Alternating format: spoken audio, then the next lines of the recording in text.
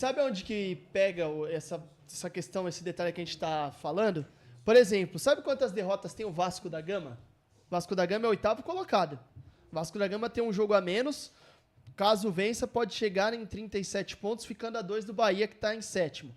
Sabe quantas derrotas tem o Vasco, que tá na 8ª colocação? 10. Sabe quantas derrotas tem o Corinthians? Quantas? 10. Então. A questão é, o Corinthians empatou 10 jogos. Não vence. O Vasco empatou 4. E aí, né, venceu 10 jogos. Não o Vasco vence. venceu 10, perdeu 10. Sim. O Corinthians venceu 5. É a força ofensiva, talvez, do Corinthians que seja...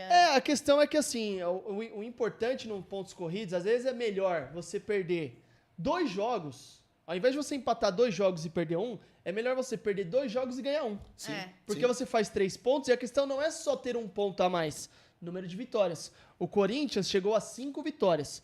O Corinthians é o 3º time, né? Porque o Atlético Goianiense tem 4 vitórias, Cuiabá tem 5 vitórias, mas o Cuiabá tem 2 jogos a menos, e o Corinthians tem 25 jogos, tem 5 vitórias. Ou seja, o Corinthians é o 2º time nesse Campeonato Brasileiro com menos vitórias. Eu acho e isso que... é um fator que desempata lá na frente. Sim. Entendeu? Eu acho, Aline e Nino, que o torcedor do Corinthians ele tem que comemorar, obviamente, esse resultado.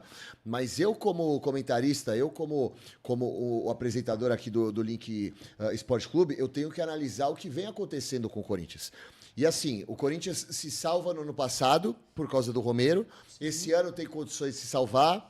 Mas assim, até quando vai se salvar? O Santos, a gente viu o que aconteceu com o Santos na última temporada. O Santos vinha batendo na trave 1, 2, 3, 4, 5, 10 vezes. O torcedor comemorava no final que não conseguia, que não era rebaixado. Batia na tecla, não sou rebaixado. Mas chega uma hora que a corda estoura. E esse é o problema do Corinthians. Eu não vejo uma luz no fim do túnel para falar assim, ó, essa é a última temporada que isso vai acontecer. Depois disso as coisas vão melhorar. Foi falado, inclusive, pelo Augusto Melo, que mudaria, que o Corinthians teria um ano de 2024 melhor, e não está tendo, independentemente dos resultados. Ah, mas o Corinthians está nas 3 competições. Outro dia eu estava falando sobre isso com o torcedor do Corinthians, ele falou, mas o Corinthians está nas 3 competições. Tá, mas vai ganhar o quê nessas 3 competições? Para mim não vai ganhar nada. O foco do Corinthians ele tem que ser o Campeonato Brasileiro, como você disse, sair da zona de rebaixamento. Agora, assim, a gente pode queimar a língua, mas aí algo que, como a gente está dizendo aqui, é algo muito difícil de acontecer, mas... Vamos imaginar, o Corinthians ganha uma Sul e uma Copa do Brasil e se safa da zona do rebaixamento. Aí, digamos que o torcedor vai falar aí, ó, estávamos em 3 competições, ganhamos 2 e não caímos. O Corinthians é monstro, o Corinthians é grande. Sim, ok. Porém, vai maquiar muita coisa errada que aconteceu ao longo dos 12 meses. E a situação dentro de um campeonato de pontos corridos, né? Não só pontos corridos, vai maquiar muita coisa que aconteceu de errado durante o ano do clube. Vão achar que o ano foi perfeito e não foi.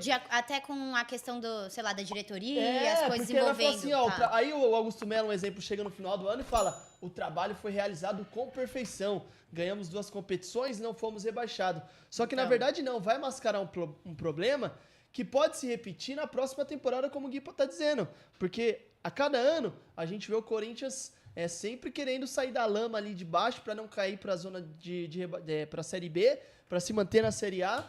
E se caso, né, o melhor aconteça ainda nesses 4 meses que faltam, o ano que vem a mentalidade vai continuar a mesma, né? E aí é um perigo, porque ó, aí bateu na trave. O Santos então, ano passado foi foi a mesma coisa. O Santos fazia algumas temporadas que batia na trave de ser rebaixado, ficava ali e aí conseguia se safar. Ah, porque a camisa pesa. Sempre aquela desculpa, né? Ah, que a camisa pesa. Ah, porque no fim consegue. Ah, porque a gente reverte. Sempre ali. Teve um ano que a camisa não aguentou. Sim. Caiu. E é assim. Se você bobeia demais em campeonato, em pontos corridos, sim, se você não ganha no momento que você tem que ganhar, cara, fica muito difícil de reverter. O Corinthians, ele é o primeiro dentro da zona da degola, certo? Certo. Na frente vem o Fluminense. Sim. O Fluminense, que pra mim já deu essa virada de chave. O Fluminense já era, não tem que contar com o Fluminense. O Corinthians tem que contar contra o Criciúma e contra o Cuiabá. Eu acho que o foco é esse. O Fluminense já foi. A briga do Corinthians hoje é contra o Cuiabá. Você acha que o Fluminense não tá mais rebaixado, não tem mais condição de ser rebaixado. Mas o Fluminense tá só 2 pontos na frente do Corinthians. Mas o Fluminense só está passando, ou só passou por essa situação por conta do mau trabalho no início com o Fernando Diniz. O Fluminense tem muito mais time que o Corinthians. Fluminense é o atual campeão da Libertadores. Tem um jogo a menos também, né? Tem um jogo a menos. Tem um jogo a menos. Então o foco do Corinthians tem que ser nessas duas outras equipes. E isso que me deixa um pouco incomodado. Porque nós estamos Porque é o falando... patamar que o Corinthians Com tá. todo respeito a Criciúma e Cuiabá, Corinthians hoje tem que estar preocupado com essas duas equipes. Corinthians é muito maior do que isso. Eu vou repetir, a gente enfatizar ou dar destaque nessa vitória do Corinthians como uma vitória maiúscula contra um Flamengo reserva ou misto é muito pouco. É obrigação do Corinthians chegar na Arena Corinthians e apresentar um bom futebol. Ainda mais tratando de aniversário do Corinthians.